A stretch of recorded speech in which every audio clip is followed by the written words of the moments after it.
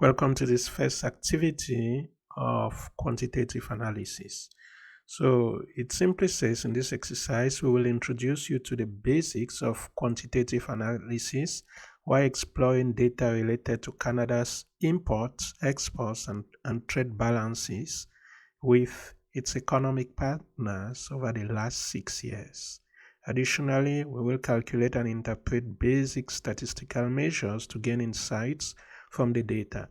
So we want to use real data and then use some basic statistical measures and try to interpret it. So for that, I've given some basic things here that you need to read and understand. For example, what do we mean by imports? By the way, it's data we are going to download. We will study the relationship between Canada and France.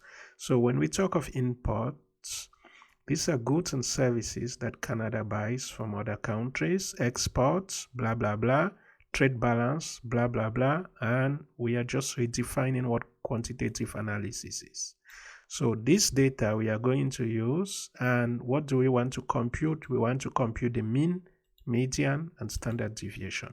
In class, we are going to see how to compute it by hand, but now you want to use Excel to do it and try to know how to interpret it. For example, the mean is the average. It tells us the typical value of the data set.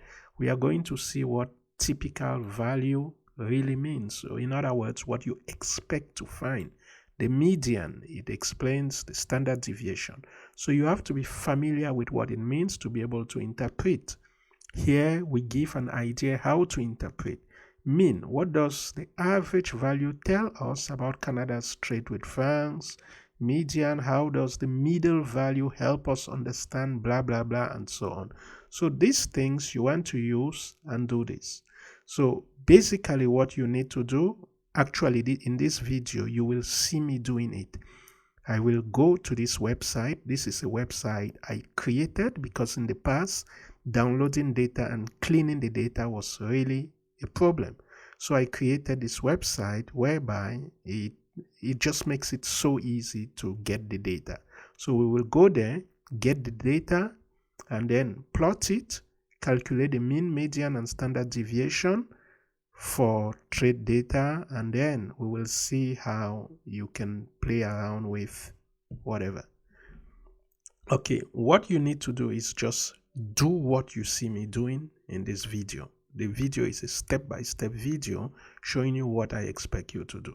So let's start. I'm going to copy this link. I'll go to my browser. I'll paste it. And once I paste it, it may take a few seconds to download the data directly from the website of Statistics Canada. And there's nothing you have to do. You just have to scroll here on your left all the way to where you see trade data. Click here. Now you have your trade data. There's nothing you have to do apart from click here to download the data. So I'll click download data. Once I do that, it's going to download it for you into your download folder. So go to your download folder, you will find the data. I can find mine here. It may take a few seconds, but it's going to download the data. I'll click to open it directly into Microsoft Excel. Now, there are times you open it and it looks like this. It simply means it doesn't have enough space. Go between column A and B, click and just drag or double click to have enough space. Now you can see all the other trading partners of Canada. You see import, export, you have the dates, you have the trading partners, and so on and so forth. So we are going to pivot this data and play with it. In order to pivot this data, to separate it, you just have to make sure you click anywhere inside of this, okay? If you click here, you will have problems. Make sure you click anywhere inside of this table. Once you've done that, you go to the ribbon called Insert.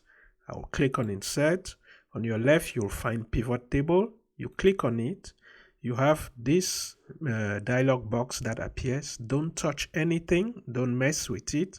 The defaults, it will by default select your data. All you need to do is to click on OK.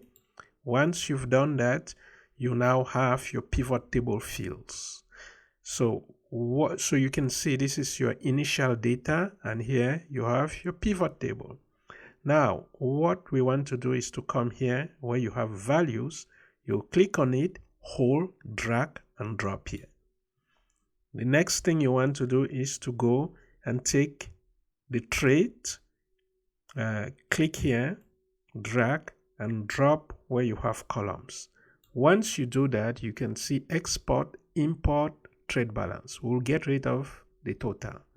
Now, the next thing you want to do, you want to take your date and put it where you have rows. I'll click on date, drag it, and drop it here.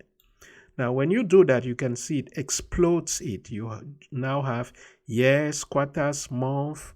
We don't want any of that. So uncheck years, uncheck quarters, and uncheck month, and leave it as it is. Now, the last thing we want to do here is to take trading partners, drag it, and put it where you have filters. So just make sure it looks like you've put things that way. And now we will proceed and then generate our charts. So the values you see here, for example, the export at this period of time, it's for all Canada's trading partners. We don't want that. We want to exclusively do it between Canada and France. So you will click this drop down. If you come here, you'll find the drop down. I'll click there. And once I've done that, you have to check this box. Select multiple items. I'll check it. I'll go to all, which is here, to uncheck it. I'll click there. It's going to uncheck everything. Then I'll look for where France is, and I'll check France, so that the analysis will be done exclusively between Canada and France. I'll OK. Once you do that, you now have it for France. Now we want to get rid of this grand total. In order to get rid of the grand total, because we don't need any grand total, go to design. Once you click on design, it should, let me come back here. Yeah, so once you click on design, you go all the way to your left, you will see grand totals. Click this drop down arrow. Once you do that, you want to get rid of these things. You want, I'll say, off rows and columns. We do not want it for any rows or any columns. So when I click there, you can see it goes away. So now we have the export, we have import, and we have the trade balance between Canada and France. So now you are done with your table. The only thing you need to do is to first of all generate your chart. We want to generate a line chart to see how these things have been changing. For that to happen, you need to go to your pivot table analyze. Now I just want to warn you, if you click out of your pivot table, you do not see those ribbons. But when you click there, it becomes active. You want to go to pivot table analyze, click on it, and here you will find pivot chart. Click on the pivot chart. We want to take a line chart, click on line chart, and then OK. Once you've done that, you have your chart. You want to increase the size of your chart, and you want to put these things under. For you to put that, make sure your chart is active. If it is active, you can see design. Okay, you can go to design. Now, if your chart is not active, for example, if I click here, you cannot see design. But if I click here, you see it. Okay, make sure the chart is active. Go to design, go to add chart element, look for legend, and then take bottom. To put your legend at the bottom, you also want a chart heading. Go to add chart elements, go to chart title, and take above, and then you can put a title here. For example, trade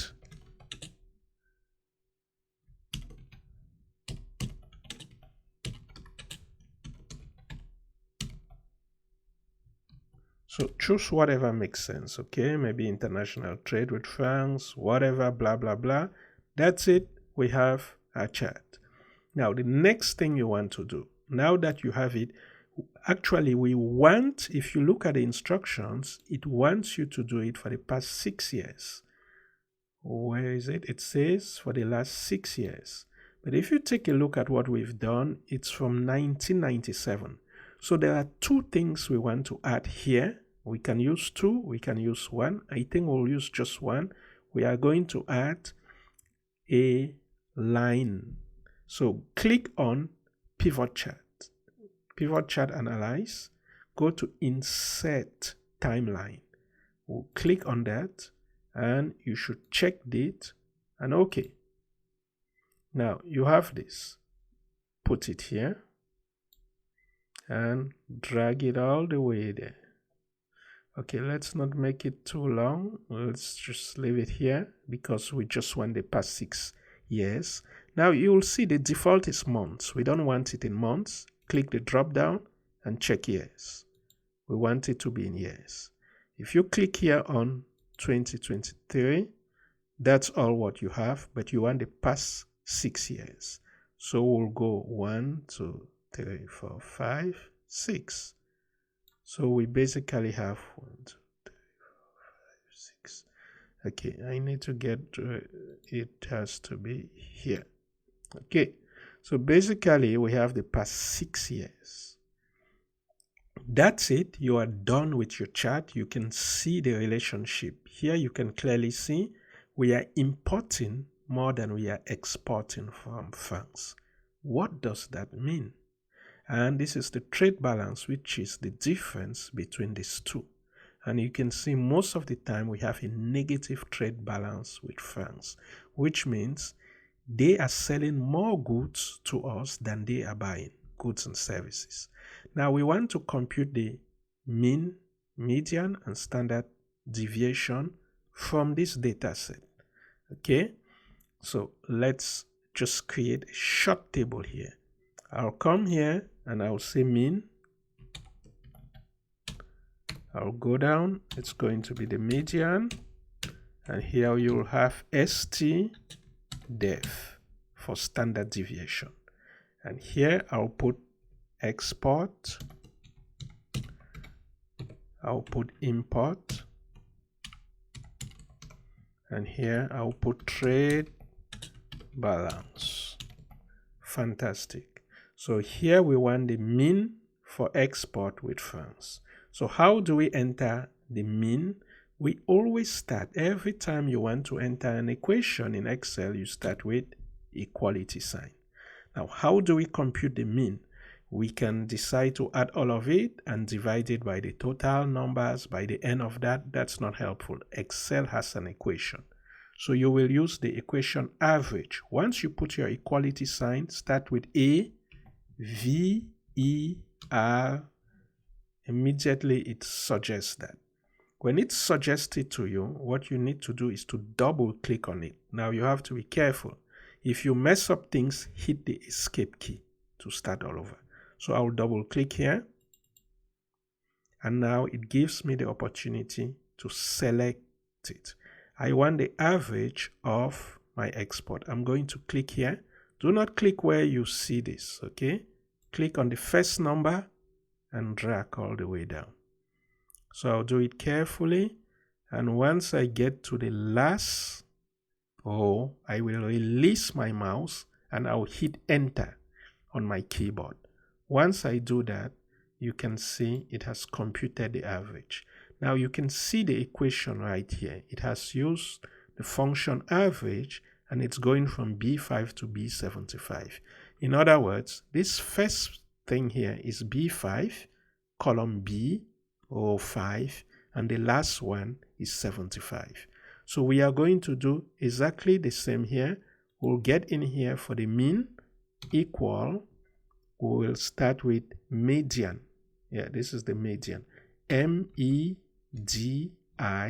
So it's suggested to us. We are going to double click.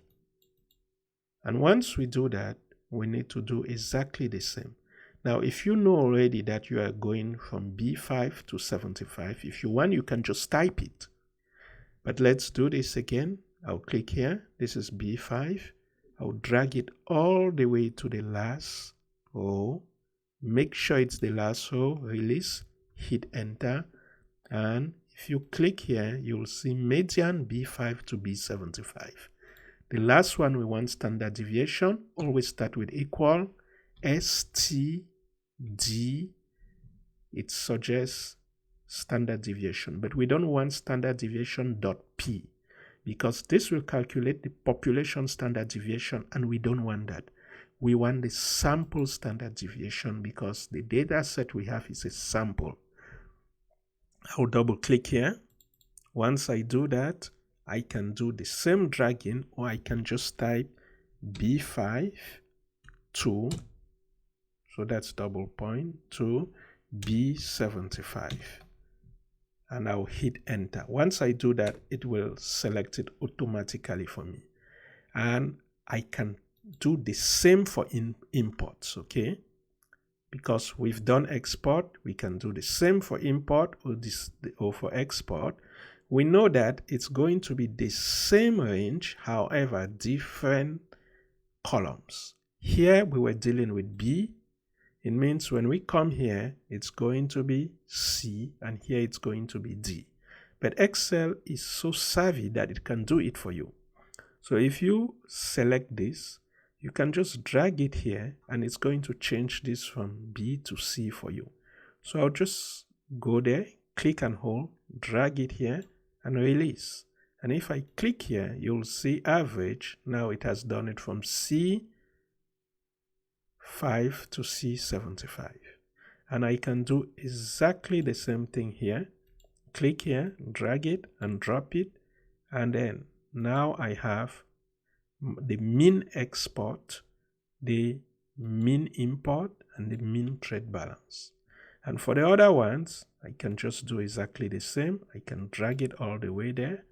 And this, I can drag it all the way there. And there we go. So now we can select this, Control B to make it bold, make this bold too, Control B to make it bold.